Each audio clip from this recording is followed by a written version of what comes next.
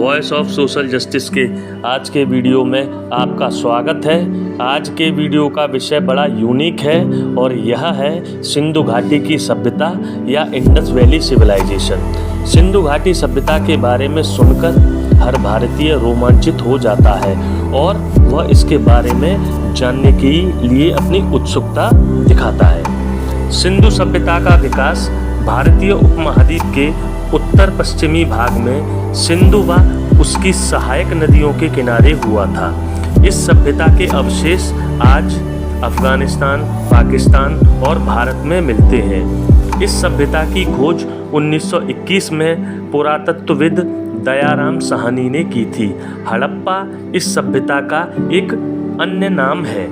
सिंधु घाटी सभ्यता का परिपक्वता का काल 2500 ईसा पूर्व से 1750 ईसा पूर्व के बीच माना जाता है। सिंधु सभ्यता त्रिभुज के आकार में 13 लाख वर्ग किलोमीटर में फैली हुई थी। इस सभ्यता के दो प्रमुख नगर हड़प्पा और मोहनजोदाड़ो थे, जिनकी संख्या अलग अलग 50,000 थी। सिंधु सभ्यता की सबसे प्रमुख विशेषता नगरों को नियोजित रूप से बसाना था। यहाँ की जल निकासी प्रणाली उस समय की सभी सभ्यताओं में सर्वश्रेष्ठ थी।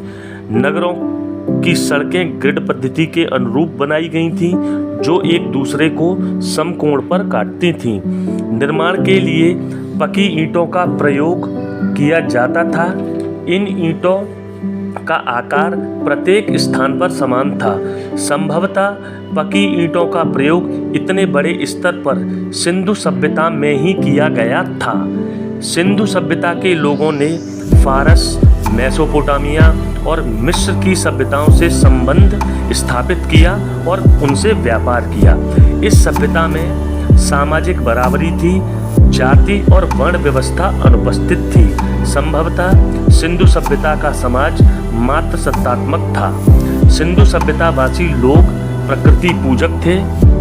पूरी सिंधु सभ्यता में मंदिरों के कोई साक्ष्य नहीं मिले हैं।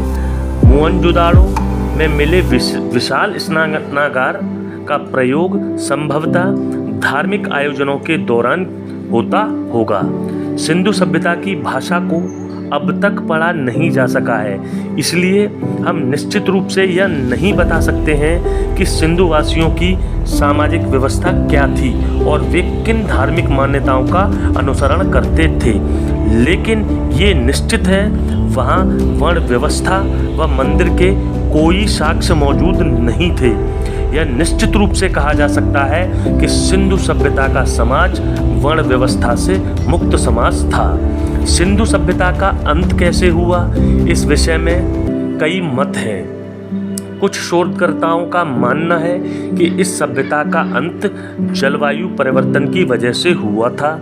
कुछ अंत के लिए बाढ़ों की बारंबारता को जिम्मेदार मानते हैं, तो कुछ आर्यों के आक्रमण को। कारण चाहे जो हो, निश्चित रूप से सभ्यता का अंत हुआ, लेकिन सिंधु सभ्यता की संस्कृति, मान्यताएं, मूल्य और विरासत आज भी जिंदा है। सबसे गंभीर प्रश्न यह है कि वे लोग जो कहते हैं कि हम लाखों सालों से भारतीय संस्कृति को ढोकर ला रहे हैं, उन्हें इस महान सभ्यता का पता क्यों नहीं था? क्यों अंग्रेजी शासन में ही यह सभ्यता सामने आई? इस प्रश्न पर आप भी मनन करिए और सोचिए, कहीं हमें काल्पनिक और गलत इतिहास तो नहीं पढ़ाया जा रहा है। और सरकार पर दबाव डालिए कि सिंधु सभ्यता की भाषा को पढ़ने के लिए गंभीर, निरंतर और सतत प्रयास करें। दोस्तों, उम्मीद है वॉइस ऑफ सोशल जस्टिस का आज का वीडियो आपको पसंद आया हो। हमारे channel voice of social justice को सब्सक्राइब करिए, हमारे वीडियोस पर कमेंट करिए, उन्हें शेयर करिए। जय भीम, जय संविधान, जय मंडल।